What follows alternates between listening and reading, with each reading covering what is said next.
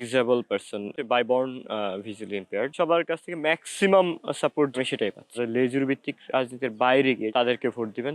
মানুষের জীবনে নানা ধরনের প্রতিবন্ধকতা থাকে। শত প্রতিকূলতা পেরিয়ে মানুষ এগিয়ে চলে সামনের দিকে।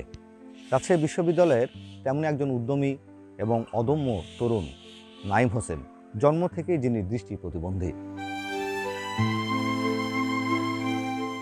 রাজশাহী বিশ্ববিদ্যালয় ছাত্র সংসদ নির্বাচনে প্রতিদ্বন্দ্বিতা করছেন।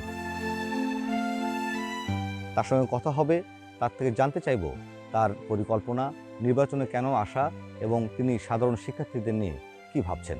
আমি তুফাইল হোসেন আপনাদের সাথে রয়েছি, আর আপনারা রয়েছেন বাংলা নিউজ 24-এর সঙ্গে। আমি নাইম হোসাইন, ইতিহাস 21-22 শিক্ষাবর্ষ, আর আমি আমার বর্তমান তৃতীয় বর্ষ, দ্বিতীয় সেমিস্টার চলছে। আমি হচ্ছে বাই বর্ন ভিজুয়ালি ইম্পেয়ার্ড, জন্ম থেকেই, সিন্স মাই বার্থ। রাকসু নির্বাচনে আমি পরিবেশ ও সমাজ কল্যাণ সহসম্পাদক পোস্টে ইলেকশন করছি, আর এটা হচ্ছে কোনো প্যানেল না, একেবারে স্বতন্ত্র প্রার্থী হিসাবে।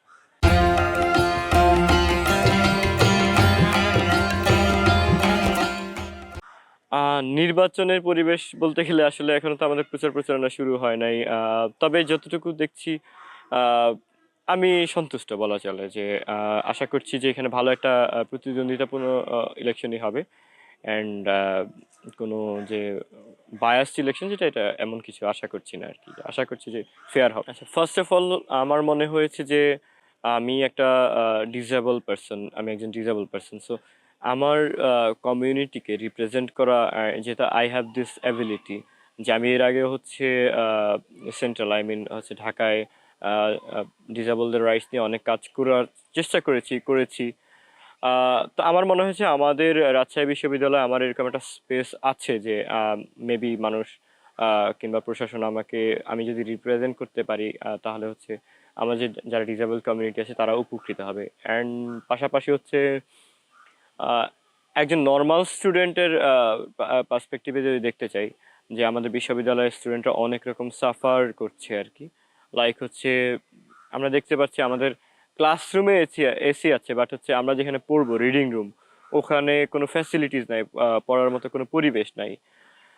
এইসব দিক চিন্তা ভাবনা করে আসলে আমার ইলেকশনে আসা। আহ, সাধারণ স্টুডেন্টদের কথা চিন্তা করে, এবং আমার হচ্ছে যারা ডিসেবল কমিউনিটি আছে তাদের কথা চিন্তা ভাবনা করে। আমি বিশ্ববিদ্যালয়ে পড়ছি, অ্যান্ড চেষ্টা করছি যে সামাজিক কর্মকাণ্ডে জড়িত থাকার।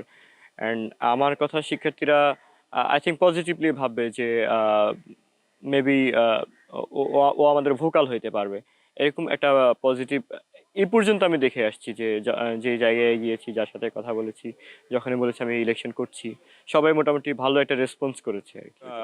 আই থিঙ্ক মানুষ প্রয়োজনটাই দেখছে, মানবিকতাটা একটা ইস্যু হইতে পারে, but this is not a major issue. মানুষ প্রয়োজনের বেসিসে আই থিঙ্ক আমাকে হচ্ছে ইলেক্টেড করবে, কারণ আমি হচ্ছে সবসময় চেষ্টা করি যে স্টুডেন্টদের ভোকাল হিসাবে কথা বলার জন্য।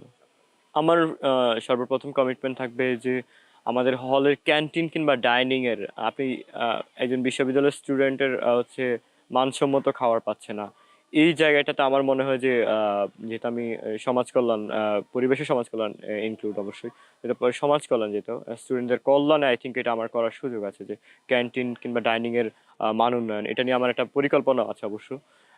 এন্ড দেন হচ্ছে বিশ্ববিদ্যালয়ের হলে যে রিডিং রুমগুলো আছে, খুবই শোচনীয় অবস্থা। এইগুলোর আমি ইনশাল্লাহ যদি আমি ইলেক্টেড হই, আমি এগুলোর চেঞ্জ আনবো। অ্যান্ড দেন হচ্ছে আমাদের বিশ্ববিদ্যালয়ের পরিবেশ নিয়ে বাইরে থেকে বোঝা যায় যে অনেক চকচকে কিংবা অনেক কিছু, বাট হচ্ছে ভিতর ভিতর আপনি দেখবেন যে প্রচুর প্রবলেমস আছে। প্রবলেমসগুলো নিয়ে আমি কাজ করতে চাই আসলে। আমি আমার ফ্রেন্ড কিংবা সহপাঠী, জুনিয়র সিনিয়র, সবার কাছ থেকে ম্যাক্সিমাম সাপোর্ট যেটা আমার প্রয়োজন আমি সেটাই পাচ্ছি। এই ব্যাপারে আমার কোনো কমপ্লেন নাই, অ্যান্ড আশা করি আমার যারা সাথে আছে তারা আমার সাথে শেষ পর্যন্ত থাকবে।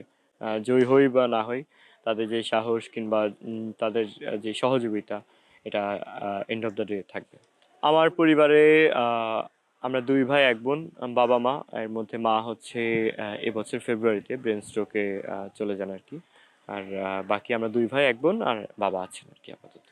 আমি বলবো যে আপনারা রাকসু ইলেকশনে ভোট দিতে আসবেন।